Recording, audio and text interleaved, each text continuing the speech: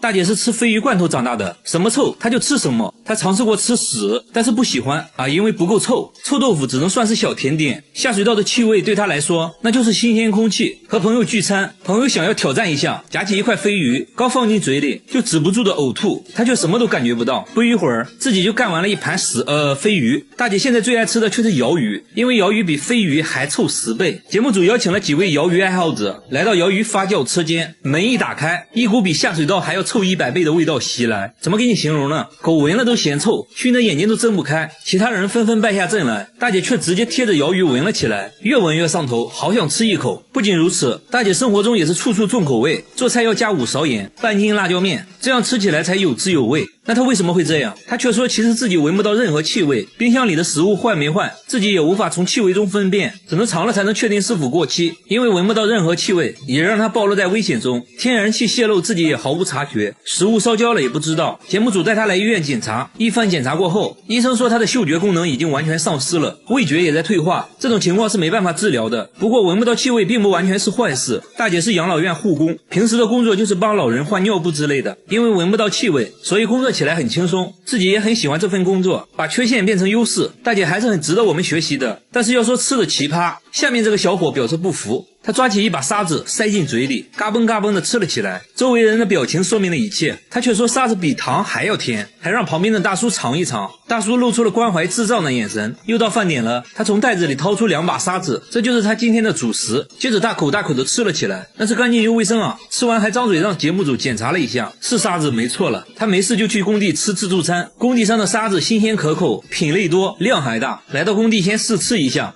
这个比昨天的甜。哎呦，这边又上新品了，白沙还真没吃过，一口下去，还有海鲜味。他的经验是红沙比较甜，白沙比较咸，不好吃。在此呢，感谢小哥的分享，让我们知道了白沙不好吃。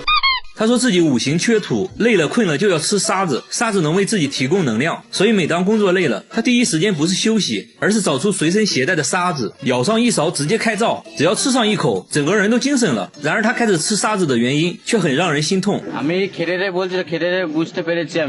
原来他小时候家里很穷，3天都吃不上1顿饭，饿得受不了了，就想着吃沙子来缓解饥饿。这一吃不要紧，他打开了味觉新世界，竟然爱上了这种味道。但是大家不要模仿，我替大家尝了，一点都不甜，比屎还难吃。最后我有个疑问，吃进去的是沙子，那拉出来的是混凝土吗？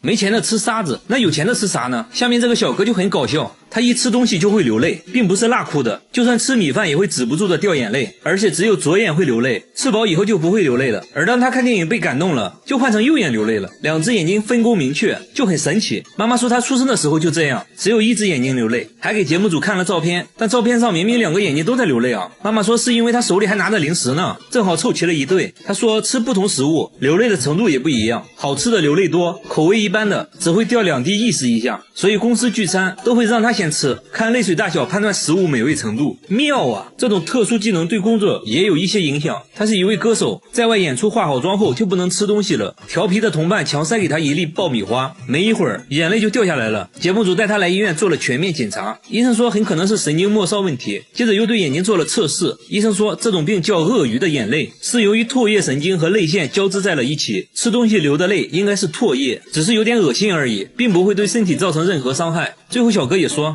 不是什么大病，我就放心了，以后准备去演戏，会把缺陷变成优势，哭戏一定会演得很好。好了，我是岳贝，关注我，每天一个迷惑行为大赏。这是一棵会生钱的树，每天都能在树下找到1枚硬币，这些就是最近收集到的硬币，很奇怪，都是50的。店主说2个月前打扫卫生时，在店门口的树下意外发现的，之后每天都会出现1枚硬币，他也不敢用，只是把硬币收集起来。对于这种现象，有人说柿子树果实累累，象征着家族兴旺，可能是有人对着树许愿丢的硬币，这种说法还是挺靠谱的，毕竟我们这边也有许愿丢硬币的做法。奇怪的是，附近其他柿子树下面却找不到任何硬币，只有他店门口的树会这样，这就有点诡异了。店主很焦虑，这是有人在对自己下蛊施法吗？节目组安装了摄像头，想要找到丢硬币的人。经过漫长的等待，一位可疑的大妈出现了，她不经意的路过柿子树，随手朝树下丢了一个东西。节目组迅速出击，面对质疑，她却说什么硬币不硬币的，我丢的是一片树叶。原来大妈喜欢闻树叶的味道，时间一长，树叶的味道就淡了，自己就随手丢了而已。看起来好像真的不是这位大妈。吗？节目组决定继续观察，一直到深夜都没有出现可疑人物。第二天早上7点起床到树下一看，再次发现了硬币。节目组赶紧调监控，发现了一个行为可疑的大妈。她在早上5点的时候有目的的朝树下丢了一个东西，随后匆匆离开。店主看到这一幕讲话了。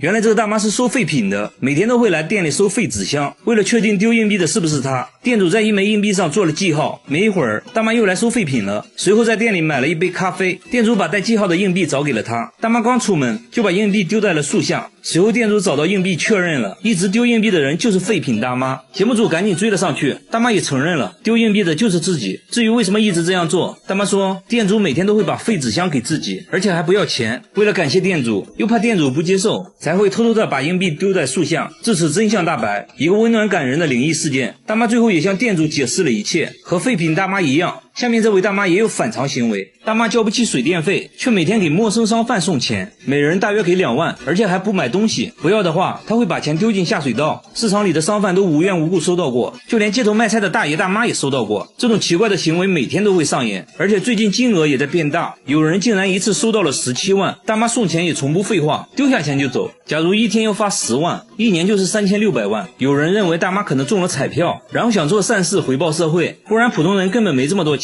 节目组在他经常发钱的路口安装了摄像机，经过漫长的等待，一个拉着购物车穿红色衣服的女人出现了。她先来到银行取钱，取完钱随手把一些钱送给了旁边坐着的老太太。老太太说真的奇怪，我都不认识她啊。大妈刚离开银行就开始给路边的小贩发钱，发完继续去下一个地方。节目组追上大妈想了解下情况，大妈发现了摄像机，拉着购物车就溜了。大妈的迷惑行为还在继续，买了几个汉堡后给旁边的人分了几个，路边树底下丢一个，剩下的直接丢进了垃圾桶，这多少就有点浪费啊。经过长时间的沟通，大妈同意让节目组跟她回家。和大家想象的不一样，她家里很破，而且家里只有大妈一人，那她为什么要给别人送钱？大妈却一口否认，说自己没有给别人送过钱。交不起水电费的大妈每天却给陌生人送钱，问她为什么这样做，大妈却说自己没有给陌生人送过钱。节目组说我们都拍下来了，就是你啊。大妈改口说自己是奉命办事的，是大山守护神让自己这么做的。然后大妈又扯了一些有的没的，越说越玄幻。节目组还发现她家一直没有交水电费，大妈的存折上也只有几万块，看起来生活本身就很困难了，根本不足以支撑她每天出去送钱。这时大妈又说自己把股票卖了，但看起来像是临时编的谎话。第二天大妈又去了银行，把刚取出来的15万直接放在大厅的凳子上，谁想要谁要。节目组把钱收起来还给大妈，大妈突然哈哈大笑，直接把钱丢进了下水道。这种反常举动，节目组觉得有必要带大妈去看医生了。街道办事处的工作人员都知道大妈的情况，想要帮助她都被拒绝了。节目组想要说服大妈去医院，还是被拒绝。接着大妈还哭了起来，经过连续几天的劝说，大妈同意去医院。一番交流过后，魏浩宇医生认为大妈患有精神分裂症，同时还出现了幻觉，都是由于长期缺爱导致的。医生建议大妈要敞开心扉，分享自己的感受。街道办事处表示会帮助大妈，给她温暖，让大妈感受到被爱。曾经收到大妈钱的商贩也表示会把钱还给大妈，希望她能好起来。至于她的钱到底哪里来的，节目中也没说明白。就这样吧，如果现实中遇到这种送钱的人，你们一定不要大惊小怪的，请叫上我，谢谢。我是月贝，关注我，每天一个迷惑行为大赏。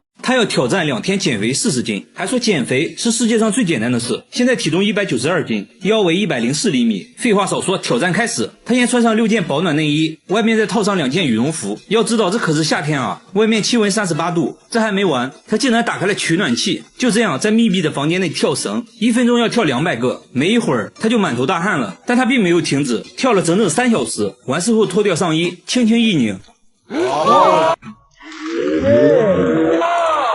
他信誓旦旦地表示已经减掉10斤了，开什么玩笑，来直接上秤。我去，184斤，3个小时内竟然减掉了8斤。他没有休息，连口水都没喝，接着来到健身房，穿着羽绒服跑步，周围人都看呆了，这该不会是个傻子吧？就这样运动加节食24小时后再次上秤，现在体重减到了177斤，24小时内一共减掉了15斤。照现在的速度来看，2天减40斤，感觉真的能实现啊！挑战还在继续。第二天一大早，他就穿上羽绒服开始跑步了，还都是跑的上山路。回家后妈妈喊他吃饭，他却在冰箱拿了2块冰块含在嘴里，继续疯狂跳绳。现在已经过去了32小时，就要进入最后的冲刺了。结果节目组却在街边的便利店找到了他，他竟然偷偷的吃烤肠，接着还喝了1罐可乐，还说不吃饱哪有力气减肥。不过还好，回家后他继续运动到深夜。第二天一早，挑战时间到，他已经准备好上秤了。结果现在体重是166斤，也就是2天内减掉了26斤。虽然有一点点打脸，但这样也很夸张了。他认为是烤肠和可乐影响了自己，还说自己最高纪录一天减过30斤。那么他为什么要用这种方式减肥？原来他曾经是一名拳击手，拳击比赛是分重量级的，为此他进行过无数次的节食减重，知道如何快速的减重和增重。但是大家不要模仿，毕竟人家是专业的，是个狠人。但是要说狠，下面这个男人表示不服。大叔疯狂的用脸撞树，1分钟要撞60次，树枝被撞得来回摇晃，头上都出血了。他却说自己在锻炼身体，随后拿出502涂在流血的额头上，真是个狠人啊！节目组摸了一下，确实硬邦邦的，真的不会痛吗？大叔轻蔑一笑，说我都做了5年了，还劝大家不要模仿，不然很有可能脑袋开花。妻子说从来没见他额头好过，因为他每天都会撞树。说实话，我有点心疼那棵树了。大叔工作时却很安静，完全没有暴躁的样子，那他为啥会选择这种奇葩的锻炼方式？原来大叔曾经也是个拳击手，因为比赛打得不好，根本赚不到什么钱，但是要养一家老小，他不得不退出拳击，最后开了个修鞋店，而且店铺所在区域治安很差，他要让别人都知道自己不好惹，这样就没人可以找自己麻烦了，所以就开始撞树了。节目组决定给大叔一个惊喜，带他来到一家拳击馆，面对久违的沙袋，大叔跃跃欲试，激动地说自己已经30年没来过拳击馆了，说着说着声音都沙哑了，熟练地缠上拳击绷带，和陪练一阵切磋，毕竟久出战场，看得出来力不从心，但是大叔还是很开心，这是自己的梦想啊。大叔受伤会用502，然而下面这个大爷也会用一个奇葩的东西，他全身贴了100张狗皮膏药，手上来1张，额头来1张，耳朵下巴也不能少，除了眼睛都贴上了狗皮膏药，然后就安心的笑了。家里还存了上百箱的膏药，但妻子却说他根本就没病，也没有关节炎，甚至比同龄人还要健康，吃骨头比狗吃的都快，下地干活也没有任何问题。由于身上贴满了膏药，太阳一晒就会变得很烫，所以他不能长时间在地里干活。村里人都不能理解，大爷为啥要给自己贴膏药？每天晚上睡觉前，妻子会帮大爷贴膏药，不一会儿就用掉了100张，只有这样大爷才能安心的睡觉。长期贴膏药对他皮肤造成了严重伤害，有些部位出现了溃疡。节目组带他来医院检查，医生说由于膏药的刺激，他得了皮炎，必须马上停止贴膏药。那他为啥10多年来每天坚持贴膏药？原来10年前大爷不小心掉进了一个大坑里，过了3天3夜自己才慢慢爬了出来。从那以后他开始每天做噩梦，感觉有1万只蚂蚁在身上爬来爬去。偶然贴了一次狗皮膏药后，竟然连续2天都没有做噩梦。从那之后就离不开膏药了。身体没问题的话，那8成就是心理问题了。心理医生给大爷做了专业的心理测验，结果医生确实大爷没有任何心理问题，而且狗皮膏药中确实有一些凝神成分，鉴于他皮肤问题，医生还是建议少用膏药，可以定期来医院做辅导，慢慢改掉坏习惯。我怎么感觉大爷就是单纯的不想下地干活啊？好了，我是岳贝，关注我，每天一个迷惑行为大赏。他吃冰淇淋要加辣椒酱，一口下去冰火2重天，还说口感很像奥利给。咖啡里也要加入半瓶辣椒酱，搅拌一下一饮而尽。他说餐厅的辣椒一点都不辣，会随身带着1瓶秘制辣椒酱。吃炸酱面要先来上1勺免费辣椒，再加入自己秘制辣椒，好家伙，直接成了辣椒拌饭。旁边大哥闻了一下就辣到咳嗽，吃完呢接着喝点水，水里也要挤入辣椒酱。更奇葩的是喝感冒药也要加辣椒酱，还说这样容易出汗好得快。剩下的一点药汤里再加上米饭，这样更有食欲了。感冒好了就要吃烧烤，喝啤酒那自然少不了辣椒酱，喝这么一杯顶过去2杯。不仅如此啊，连他7岁的儿子都酷爱辣椒酱，米饭必须拌辣椒才能吃，连黄桃罐头都要蘸辣椒。刚开始工作人员还以为是番茄酱，尝了一口，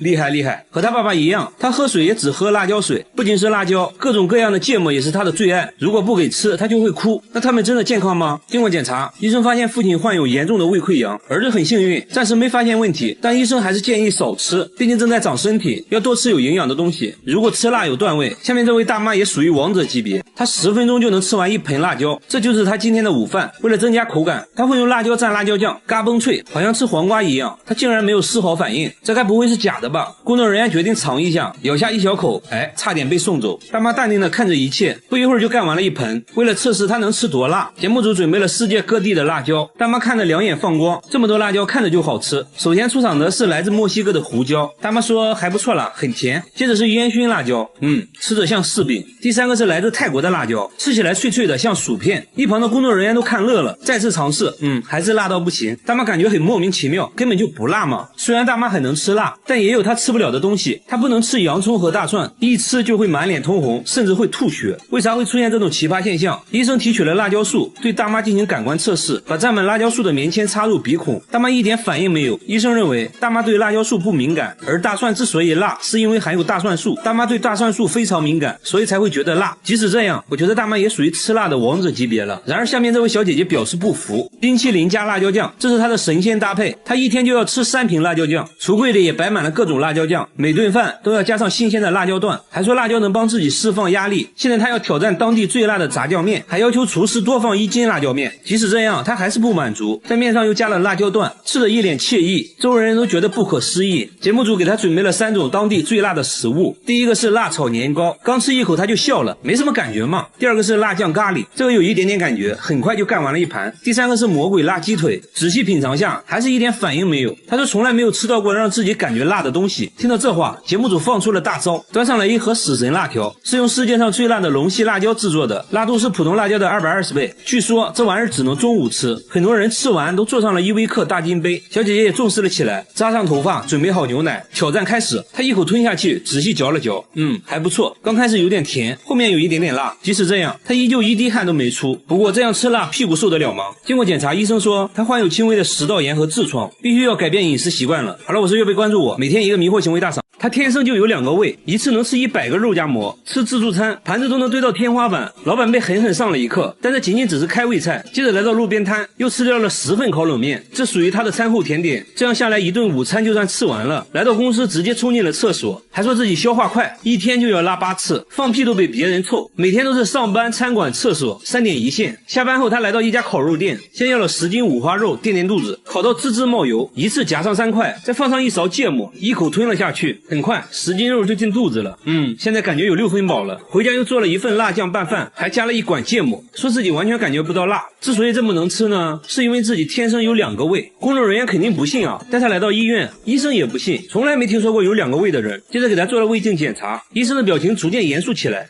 看起来好像真的有2个胃。接着又推他照 CT， 观察他的消化过程。当他吃下东西，胃部很快凸出来一大块。医生说其实他没有2个胃，只是他长期暴饮暴食，胃被撑大了1倍而已。为了健康必须要控制饮食，小哥也表示会慢慢改变饮食习惯。最后他还做起了美食博主，给大家传递健康的饮食理念。和他一样，下面这个小哥从小就与众不同，他背上长了一颗巨大的黑痣，从脖子一直延续到后背，上面长满了毛发，又粗又硬。工作人员摸了摸，非常扎手。小哥说刚开始只是一个小黑点，慢慢的就长成了一大片，甚至腿上也长了大大小小的黑痣，走到哪都是别人议论的焦点，围观群众都看懵了。但小哥很大方，还主动让人摸摸看，满足他们的好奇心。小哥认为自己是独一无二的，不会刻意把黑痣隐藏起来，别人的指指点点小哥并不在意。然而小时候却不是这样的，上学时一直遭到同学的嘲笑，都说他是怪胎，还给他起了很多外号，这让他很自卑。老师一直鼓励他，既然无法改变现状，首先自己就要接纳不完美的自己，让内心充满正能量，不要在意别人异样的眼光。从那之后，他会大方展示自己的与众不同。妈妈说之前家里穷啊，没钱给儿子看病，错过了最佳治疗时间。不过呢，节目组就是大气，直接带小哥来到大医院，医生检查了半天，说因为黑痣一直在生长，现在要先确定黑痣是否病变。接着一番全面检查，医生给出的结论是可以慢慢的逐步去除黑痣。听到这话，小哥对生活更加充满希望。我觉得小哥是很值得我们学习的，保持乐观的心态最重要。然而下面这家人更神奇，他全身没有骨头，把手按在凳子上，他可以围着凳子转圈，正常人手臂只能转200度左右，他却能转360度，还说一点都不疼。圆规画圆都不用倒手，一气呵成，洗碗也变得很方便，还上过节目，主持人都看懵了。然而他其他部位却非常僵硬，脚踝能转动的幅度很小，把腿绷直，双手也够不到地面。他觉得自己手臂没有关节，所以才能旋转360度。为了搞清楚怎么回事，节目组带他来医院做了全面检查。医生说他的肩关节和肘关节活动范围比正常人要大，骨头并没有什么问题，而且这种技能好像还遗传，他女儿也能360度转动啊！不仅如此，他弟弟也有过人之处，弟弟天生就有个长舌头，足足有10厘米，舌头轻轻松松可以舔到鼻子，如果借助外力的话，甚至能够碰到眼睛。和朋友一对比，比朋友的舌头长2倍，吃酸奶都比别人吃得干净，酸奶底部被舔得干干净净，狗见了都流泪。那为什么会有这么长的舌头？医生检查过后说，一方面是有遗传原因，另一方面经过他长期训练，舌头附近的肌肉很发达，能很好的控制舌头，经过测量足足有10厘米，好像已经打破了世界纪录。真是奇奇怪怪的一家人。好了，我是岳贝，关注我，每天一个迷惑行为大赏。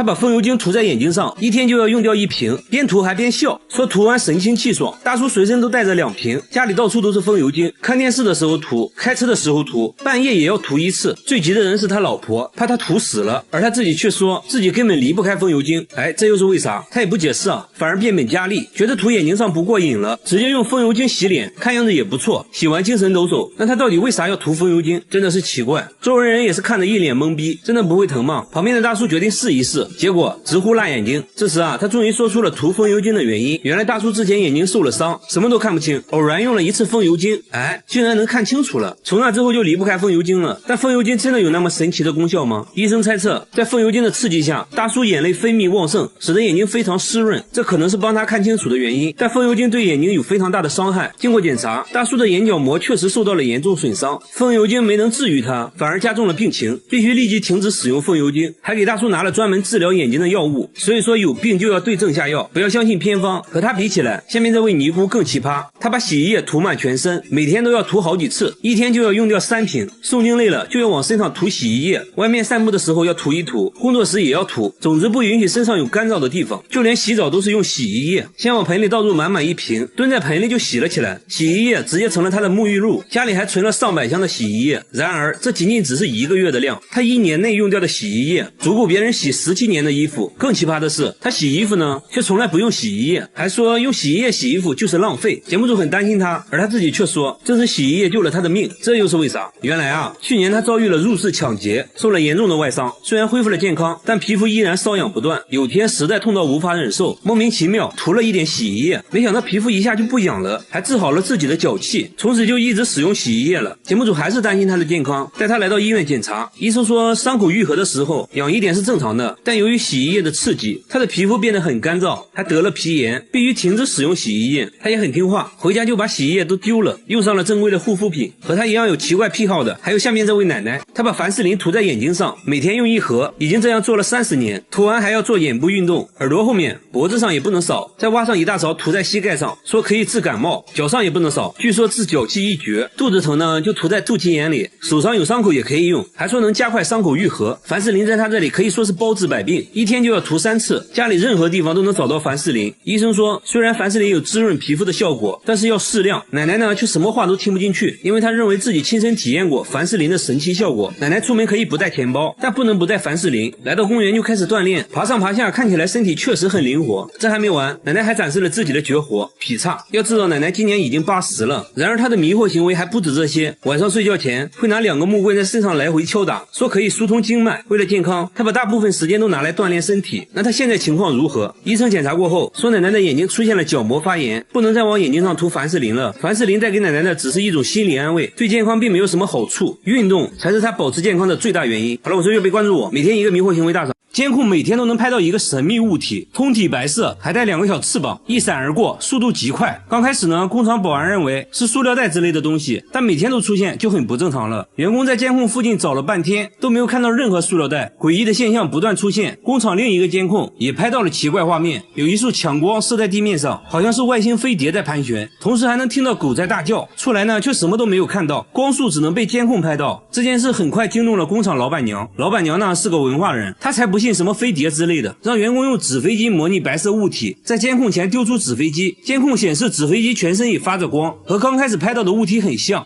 这就对了嘛，之前的白色物体肯定也是个什么垃圾之类的。老板娘又让员工用强光手电模拟光束，虽然在监控上能看到强光手电形成的光晕，但是和之前稳定的光束完全不同，无论怎样模拟都达不到之前的光束效果。老板娘怀疑监控设备出了问题，找来监控售后人员检查了半天，售后却说设备一切正常。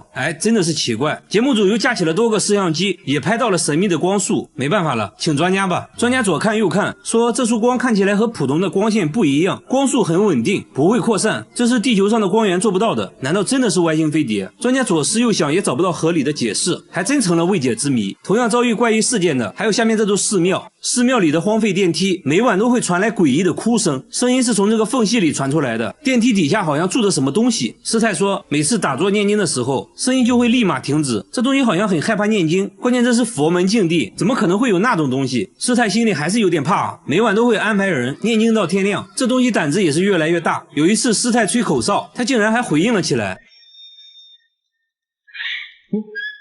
那会不会是小动物之类的？师太说下面全是水，不可能有动物能存活的。那这电梯下面到底是什么？节目组决定把相机伸到下面一探究竟，左看右看，除了一滩死水，里面啥都没有。接着又把相机伸到水下，还是一无所获。师太想吹口哨引起这东西的回应，这次未能如愿，里面还是静悄悄的，实在没办法了。节目组决定拆电梯，还把电梯里面的水都排空了。工作人员壮着胆子爬了下去，环顾四周没有看到任何生物。工作人员不放弃，继续翻找。突然一只树蛙跳了出来，难道声音就是他发出来的？专家再次听了下录音，还真是树蛙的叫声。之所以声音和平时蛙叫有差别，是因为它们正处在发情期而已。解决了寺庙的问题，下边的玩具又出现了新问题。这个玩具频频传来怪声，只要静静的听，就能听到滴答滴答的声音。他有次还看到女儿半夜跟玩具对话，这把他吓了一跳。女儿却表示自己很喜欢这个玩具，真的是奇怪，一个实木玩具怎么可能会叫？有时候主人气不过，用力敲两下，它又会稍微消停一会儿。不过凡事要讲科学，节目组用话筒录下了这个怪声音，找到了声音分析专家，对录下来的声波进行了波长分析。专家说声波间隔不一样，很明显是一种有生命的东西，应该是某种生物移动时产生的声音。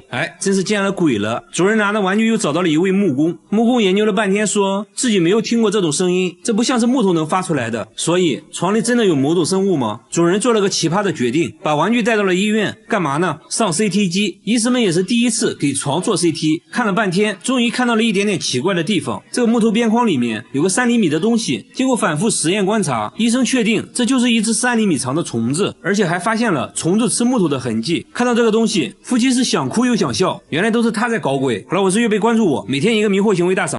奶奶吃饭前要先挤一勺洗洁精，接着放进鱼汤里，搅拌搅拌，直接喝了起来。记者闻了一下，满满的肥皂味，奶奶却吃得非常香。这还没完，喝完汤，奶奶又拿着一片白菜叶来到厨房，对着洗洁精连按了3次，小心翼翼把洗洁精包起来，直接塞进了嘴里。大家非常不解，为啥要吃洗洁精呢？奶奶说自己不能吃肉之类的高脂肪食物，如果要吃的话，必须提前吃点洗洁精，让它在胃里中和一下油脂。不得不说，这想法非常脑血栓啊。饭后，奶奶给大家讲了自己年轻时候的事，大家终于懂了奶奶为啥这么做。奶奶说年轻的时候穷啊，工作又累又苦，得了胃病也没钱去医院，偶然的一次不小心吃下了半瓶洗洁精，她觉得自己肯定活不了了，听天由命吧。没想到啊，这下不仅没死，胃还不疼了，于是从那开始就一直吃。大家带她来医院检查，医生都觉得不可思议，胃里竟然没事，不过还是得戒掉洗洁精，如果胃痛的话可以吃药缓解。奶奶也答应以后不会再吃。2周后，节目组做了个回访，发现奶奶还在吃洗洁精，大家又给奶奶科普了一番，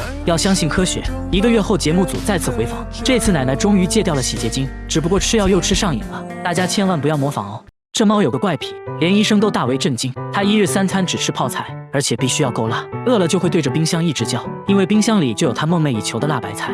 主人又把泡菜和米饭拌在一起，给它做了个泡菜拌饭，但小白很挑剔，只吃了拌饭中的泡菜，1粒米饭都没吃。主人说小白是流浪猫，刚捡回来的时候它什么都。主人带它来到宠物医院，医生听完也大为震惊，一番检查下来，小白身体却很健康，只能说它天赋异禀。不过呢，医生还是建议要少吃泡菜。主人也很听话，回家就给小白做了泡菜味的猫粮，把猫粮和泡菜混合在一起。没想到啊，天生傲骨的小白竟然配合吃了起来。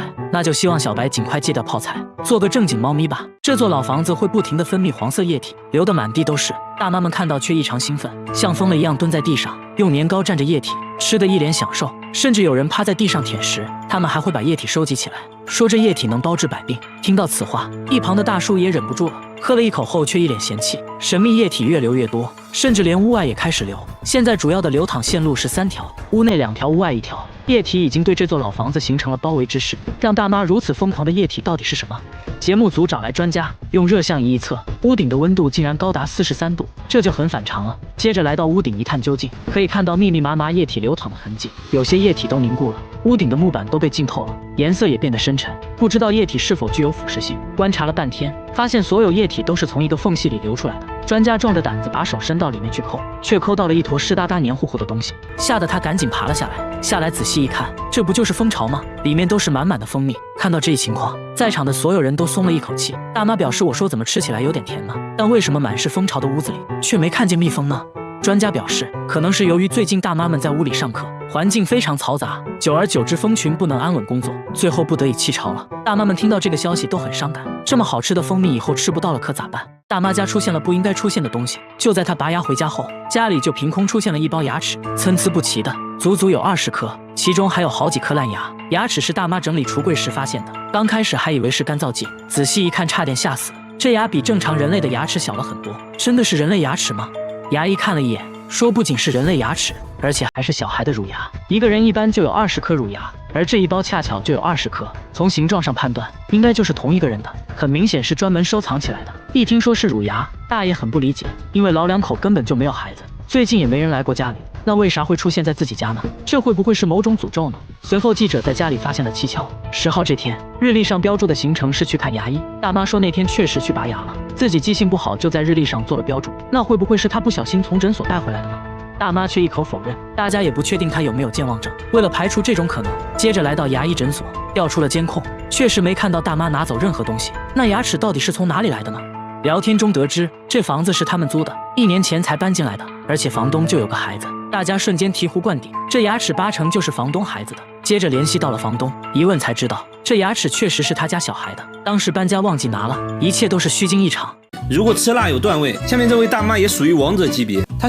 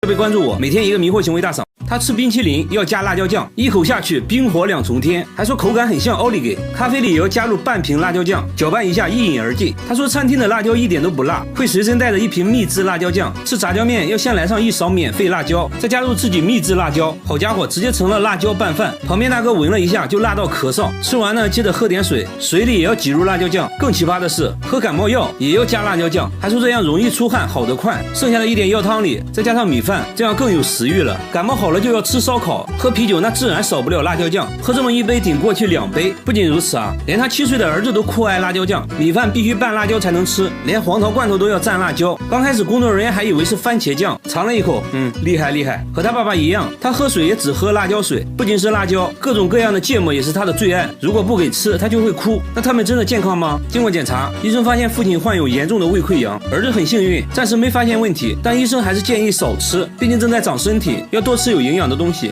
他天生就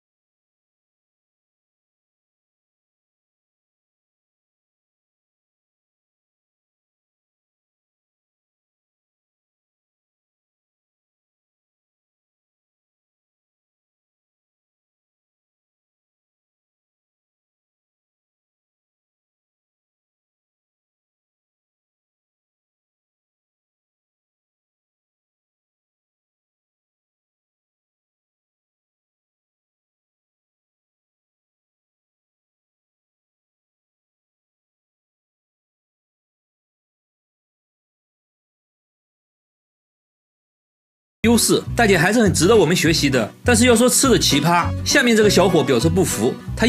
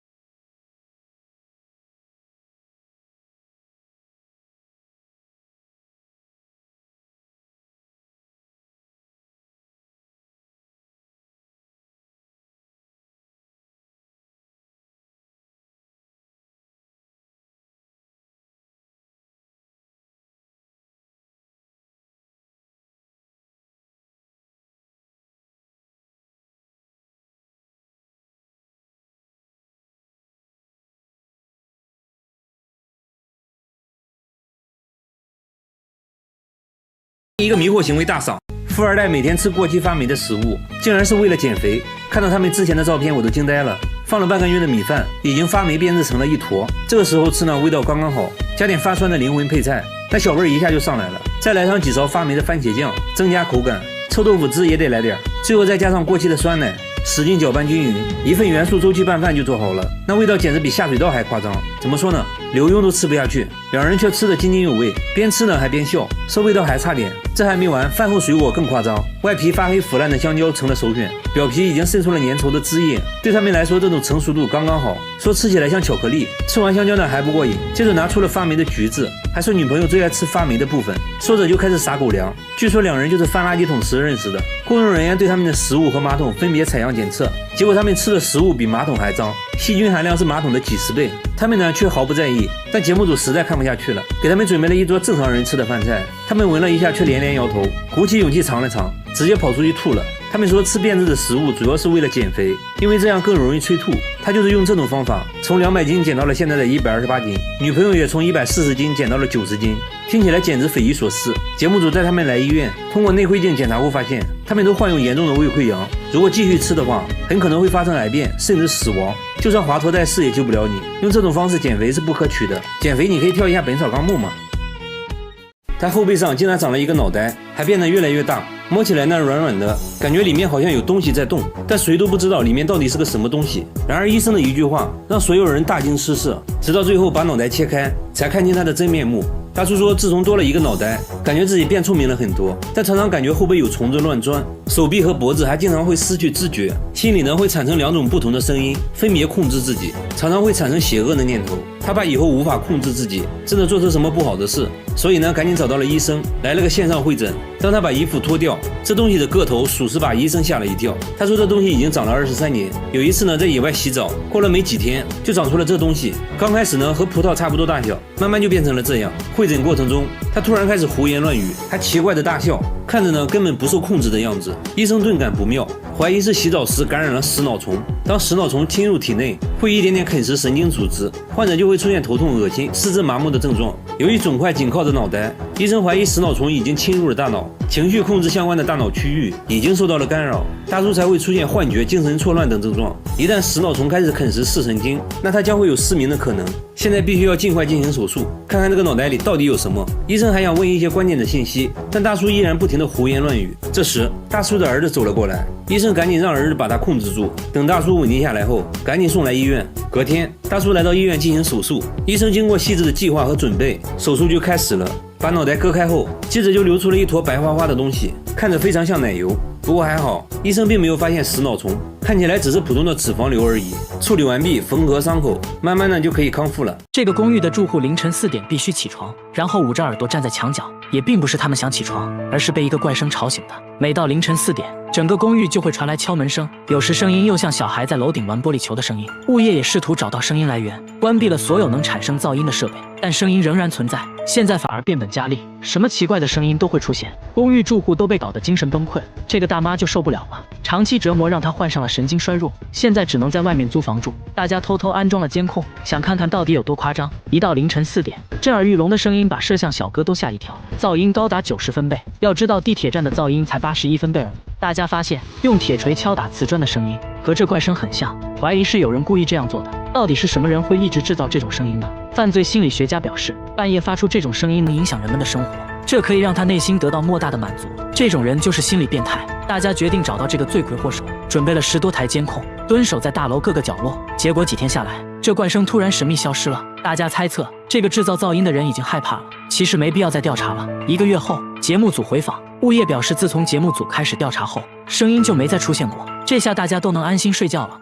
他对着家里的窗户连续拍了5个小时的照片，只为拍到一个熟悉又恐怖的东西。一家人最近被这东西搞得心神不宁。你可以想象一下，他家住3楼，最近却出现一个梳着双马尾的老太婆，趴在窗户死死盯着一家人，就问你怕不怕？这鬼脸是偶然拍到的，一开始以为是窗边玩具印上去的，放大后一看不对劲，越看越像人脸，更像是一个面目狰狞的老太婆。这把他看得头皮发麻，紧接着对着窗户又拍了几张，结果照片里神秘的老太婆又消失了。你就说怪不怪吧？关键这是3楼啊，一般人根本就上不来。他觉得这根本就不是人，赶紧拿着这鬼照片找到专家。专家对照片进行数据分析，结论是这鬼脸是真实存在的，并不是 PS 的。但专家并不认为是灵异事件，他认为是室内物体反射产生的阴影而已。仔细观察后，发现鬼脸旁边有椅子的影子，猜测这鬼脸应该是挂在椅子上的衣服反射形成的。紧接着专家开始了测试，在椅子上挂好衣服，对着窗户拍照，拍到的照片上果然出现了一些轮廓，但并不像人脸。专家继续摆弄衣服，尽可能的弄出更多褶皱，就这样一直拍照测试了5个小时，终于拍出了之前的鬼脸。所以这就是一种巧合而已。他在厕所偷偷安了监控，正对着马桶和面盆，看到了让人哭笑不得的一幕。晚上等一家人睡着后，厕所就会传来咕呱咕呱的怪声，打开灯却什么都没有，窗户都安装了防盗窗，根本不可能有东西能进来。这怪异现象搞得一家人精神崩溃，半夜都不敢上厕所。有次主人半夜实在尿急，蹑手蹑脚的来到厕所门口，就看到一个小黑点闪过，从面盆一水孔钻了进去。这下主人更怕了，拿着录到的声音求助专家。专家一听却笑了，给他出了一招，在水龙头上绑一条面包虫，把这东西调出来。主人壮着胆子乖乖照做，完事只需要守着监控静静等待。没一会，厕所就传来了一声咕呱的叫声，只见有个黑黑的东西在众目睽睽之下从面盆里钻了上来。仔细一看，竟然是只树蛙。难道一直发出怪声的就是它？树蛙对着面包虫若有所思，也不知道在想什么，接着一口吞了。没成想虫子绑得太紧，尝试了几次都没吃到，又灰溜溜地钻进了面盆。关键他家在9楼，这树蛙是怎么爬上来的呢？虽然树蛙会爬墙，但靠他自己是不可能爬到9楼的。楼上楼下的邻居都问过了，也没人养树蛙。专家研究半天，说树蛙只可能是从外面人为带回来的。问了一圈，主人说前段时间从乡下拿回来很多白菜，准备做泡菜。专家一拍脑袋，说树蛙很可能就藏在了白菜里，阴差阳错就蹦到了面盆里。现在重要的是赶快把它解救出来。把面盆拆下来，刚切开一个洞，树蛙就跳了出来，小小的一只，非常可爱。大家决定先暂时把它养在家里，等春暖花开时再让它回归自然。他们对着大妈的胸部 X 光片议论纷纷，都感觉不可思议，因为 X 光片显示大妈胸口竟然有根5厘米长的针，距离心脏只有1毫米。拿金属探测仪在大妈胸口一扫，仪器就会发出哔哔哔的声音。这针已经在体内存在10多年了，最近体检才发现，关于这针是怎么进入体内的，大家众说纷纭。有人说是吃东西误吞下去的，但这个说法很快就被医生否定。通过食道很难到达现在的位置。另一个大叔说，也许是大妈做完针线活后睡着了，翻身过程中针就刺入了体内。医生说这种假设是最有可能发生的，因为胸前的软骨很容易就会被刺穿。现在针距离心脏只有1毫米，剧烈运动或者稍有不慎都可能危及生命。现在最重要的是赶紧把针取出来。在进行了全面检查后，医生表示手术过程中很有可能会发生紧急情况。医院在做好万全准备后，大妈被送进了手术室。针和静脉看起来很相似，因此很难区分。为了避免触及肺部和心脏，手术不能出现一丁点的失误。不过还好，经过漫长等待，医生成功把针取了出来，已经变得锈迹斑斑。术后大妈状况良好，看着伴随了自己10多年的针，大妈唏嘘不已。她当着医生的面，用随身携带的铁锤疯狂敲自己，边敲还边笑。敲完肩膀敲膝盖，这可是一把货真价实的铁锤啊！大叔每天就用塑料袋装着随身携带，一有时间就哐哐往身上敲，即使在门外也能听到敲打声。敲完膝盖敲肚子，敲完肚子敲敲胸，顺便敲敲胳肢窝，接着敲下巴和上巴，最后敲敲脑壳，从下往上敲了一遍。他说一点都不痛，甚至还挺爽。摄像小哥试了试，差点是试。大叔给自己这套按摩手法取名锤子疗法，说自己一身腱子肉就是这么敲出来的。锤子疗法还可以燃烧腹部脂肪，8块腹肌也是这么来的。这么看来好像真的有用。但不管怎样，大叔已经收获了一批小迷妹，这些处在更年期的小迷妹都觉得锤子疗法能消除疼痛、缓解疲劳，总之非常有用。关键还都觉得大叔很帅。但当他脱掉上衣，脊椎都被敲得通红，长了厚厚的老茧。来医院检查，发现大叔有颈椎间盘突出的问题，这是怎么回事呢？明明敲打后很舒服吗？怕医生不信，当面拿铁锤哐哐敲了起来，敲完上面敲下面。医生表示，锤子疗法确实帮助他锻炼了手臂肌肉，但不建议继续做，很可能会加重颈椎间盘突出的问题。听了医生的话，大叔回家就把铁锤换成了按摩椅，笑嘻嘻地表示自己主打一个听劝，大家千万不要模仿哦。被母蚊子咬一口到底有多恐怖？这相当于往身上插了6把刀，他们对着伤口边吸血边吐口水，甚至还不停拉屎。下面就来看看蚊子恐怖的吸血过程。当你刚闭上眼睛，蚊子就悄悄飞到你身边，找到最容易下嘴的地方，直接就是一口老痰，进行局部麻醉。蚊子的细长嘴巴被称为口器，不到1毫米的口器竟然藏了6根针，它们各司其职。当蚊子开始吸血时，先用2根锯齿针割开表皮最外面的一层，它们非常锋利，你几乎感觉不到它的存在。2根刺血针帮忙寻找人体血管，找到血管，蚊子并不会马上就吸，而是先注射一种含酶的唾液，防止血液凝结，使血液能被顺畅吸入，然后就开始了干饭。蚊子一次可以摄入体重2到3倍的血液，为了能尽量多吸食血液，蚊子会把消化器官中的食物残渣尽量排空，它们就这样一边吐一边吃一边拉，从蚊子落到皮肤上直至吸饱，总过程约2分钟左右。就在它吸血的过程中，顺便把病毒也带到血液里，导致每年大量人死亡，蚊子也就成了世界上最致命的昆虫。其实吸血的都是母蚊子，公蚊子的口气没有母蚊子发达，也就能吸一吸花蜜之类的。蚊子叮咬后出现的发痒肿块，其实是我们自身免疫系统处理蚊子唾液产生的。也就是说，让我们长出大肿包的其实不是蚊子，而是我们积极干活的免疫系统。如果你身上有些肿块特别大特别痒，那么很可能遇到了新手蚊子，它们寻找血管的技术生疏，吐的口水比较多导致的。希望大家都能遇到专业点的蚊子，毕竟肿块能小一点。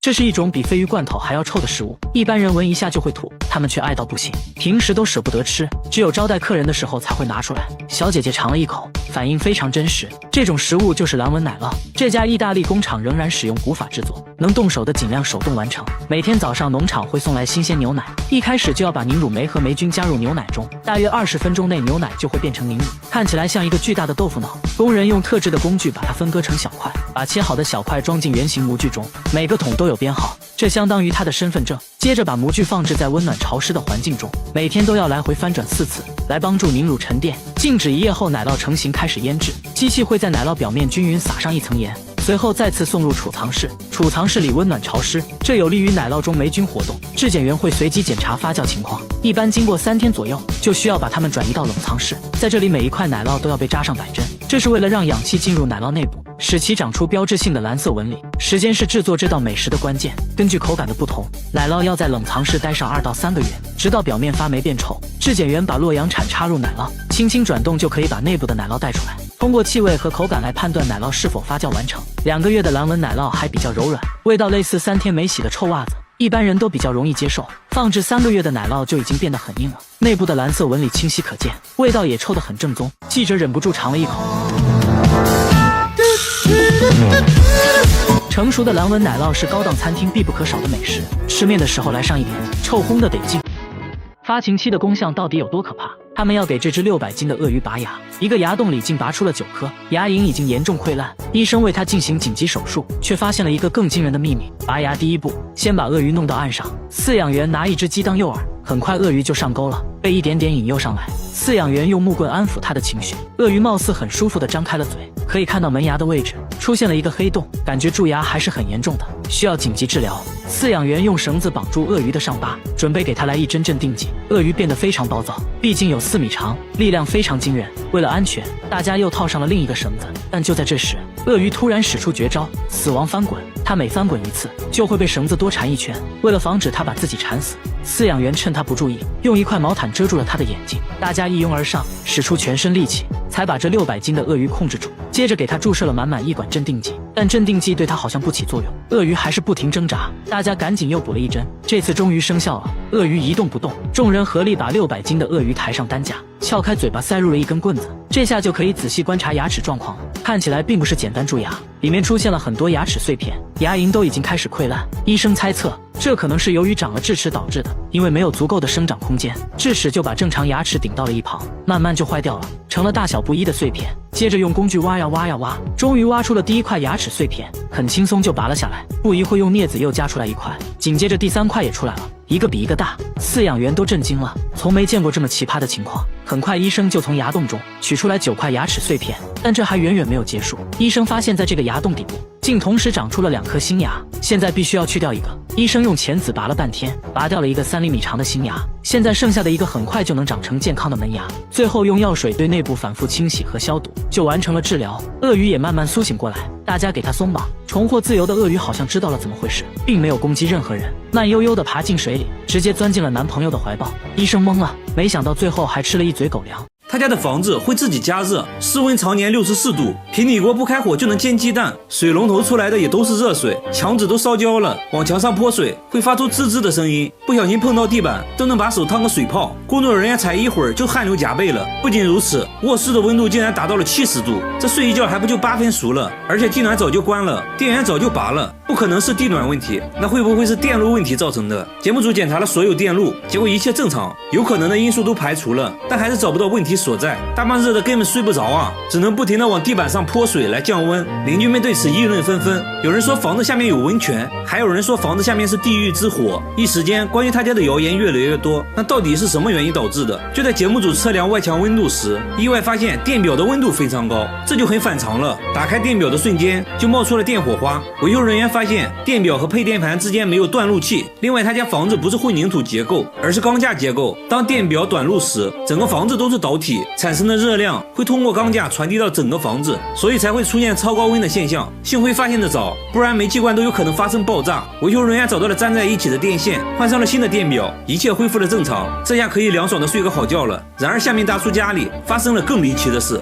他家的墙会拉屎，每天早上就会出现满墙的便便，有长有短，最长的有25厘米。然而这条街上只有他家墙上会出现这种现象。你要说有小动物在地上拉屎可以理解，但是墙上是怎么拉上去的？有的位置比人都高，一般的小动物是做不到的。那会不会得罪了什么人？大叔说自己为人和善，从没和别人有过纷争。这种情况是半年前开始的，他还安装了监控，但一直没有拍到可疑人员，便便都是突然出现的。节目组请来专家，决定从便便入手。专家开始收集大便，他们要从便便里提取 DNA 来确定到底是什么物种的粪便。节目组也没闲着，架起了多个摄像机，全方位监控这条街。一夜过去了，便便再次出现，查看录像可以清晰的看到便便是从天而降的，没有拍到任何生物，这就很惊悚了。这时便便的分析结果也出来了，专家说是人类的粪便，而且还是女人的。那现在好办了，只要是人为的就一定可以拍到它。节目组安装了更多的摄像机，一夜过去了，果然有收获。录像显示便便是从他家对面飞出来的，还拍到了始作俑者是一个满头白发的人。大叔看到都懵了，说这是他家对过的邻居，名声很好的，从来没想过是他们做的。节目组拜访了邻居，老人说自己妻子有老年痴呆症，不知道妻子的这种迷惑行为，表示很不好意思，说可以帮忙打扫，以后会看住妻子，不会让她乱丢便便。大叔也很无奈啊，说本来想找到人要点赔偿的，想想还是算了吧，最后表示可以理解，以后不再出现这种事就更好了。然而下面餐厅遇到了更灵异的事，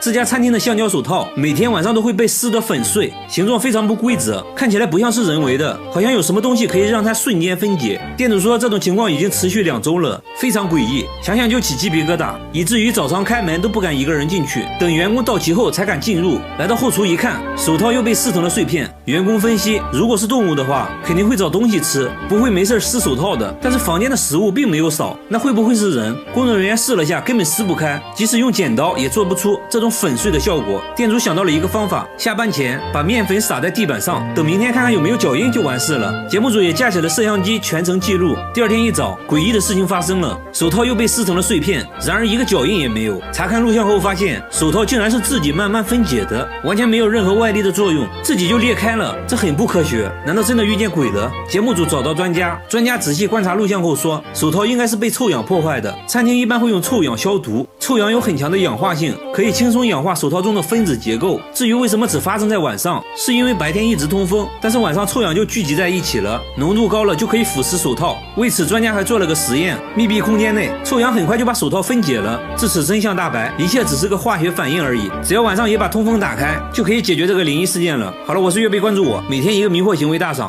他有个大豪宅，却天天住在厕所里，睡觉在厕所，吃饭也在厕所，掀开垫子，下面全是尿，还说厕所味道清新自然，厕所门时刻紧闭着，好像在躲着什么东西。他说只要离开厕所就会头晕目眩，全身酸痛，不得不离开的话就要全程戴口罩。去客厅那都算是旅游了，还会给客厅喷一种神秘的液体。白天大妈很反常的出门了，她来医院看望丈夫，丈夫10年前得了中风，就一直住在医院，一见面丈夫就哭了，说到底是怎么回事。这时大妈说她房子有毒，还说是邻居往他家放的毒气，之前和邻居吵过架，所以就往他家放毒气，让他无法安心睡觉。为了防止毒气扩散，他封死了家中的各个缝隙，还安装了多个监控摄像头，因为厕所的气味最小，就成了他的庇护所。虽然大妈说的证据确凿，但节目组却什么都闻不到，用专业仪器检测后没有发现任何异味，甲醛也没有超标。节目组拜访了邻居家，也不像大妈说的那样，大妈之前还报过警，警察也检查过邻居的房子，没有任何异常。很明显，这一切都是大妈自己想象的。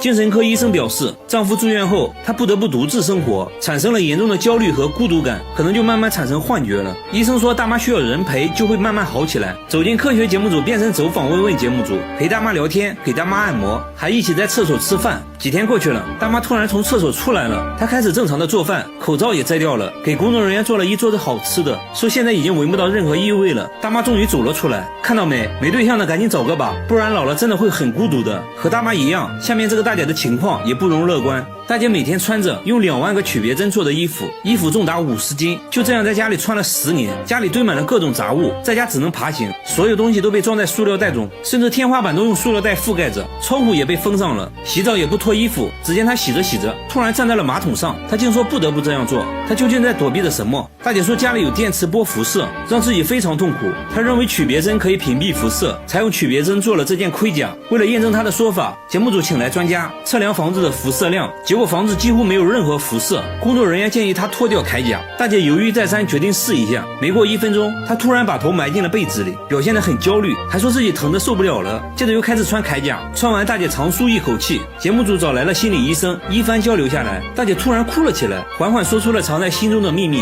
在她年轻的时候，被一个陌生男人跟踪了长达半年，她搬过好几次家，都会被找到，会在半夜敲她的门，还经常给自己发骚扰短信，换手机号也没有用，感觉自己时刻都在被监视。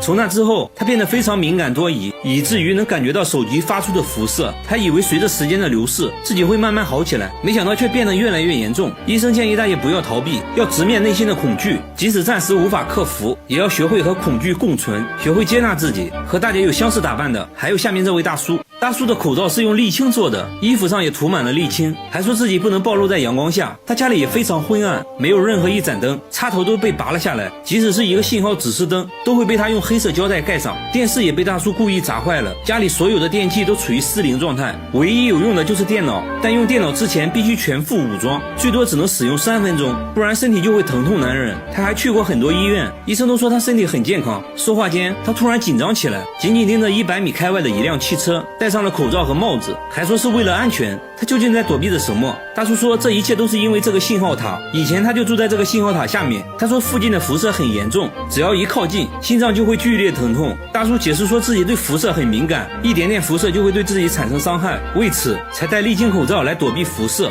可信号塔附近的邻居却说并没有感受到任何异常。专家也解释说，信号塔只会以水平方式发送信号，并不会对塔下的人产生过量辐射。工作人员还用专业设备检测了屋内的辐射量，结果远远低于安全标准，不会对人体造成伤害。既然大叔说自己能感受到辐射，那给他做个测试好了。给大叔戴上眼罩后，让他判断面前电脑的开关机状态，结果测试7次，错了5次。很明显了，大叔的问题只是心理问题。要想治愈心理问题的话，第一步就是要面对恐惧。他找到心理医生咨询，原来大叔做生意亏了很多钱，家庭也破裂了，巨大的压力让他产生了幻觉。一番沟通下来，大叔决定不再逃避，直面内心的恐惧，勇敢面对生活。加油吧，大叔！好了，我是岳贝，关注我，每天一个迷惑行为大赏。他肩膀上出现了一只诡异的手，像是一个婴儿趴在了背上。关键他家就一个孩子啊，左边露出的脚是自己的，旁边看起来根本就没有人。然而诡异的照片不止这一张。丈夫说之前在车里给孩子拍照，车窗上也出现过一个奇怪的影子，有胳膊有腿的，看起来很像人。当时连续拍了2张照片，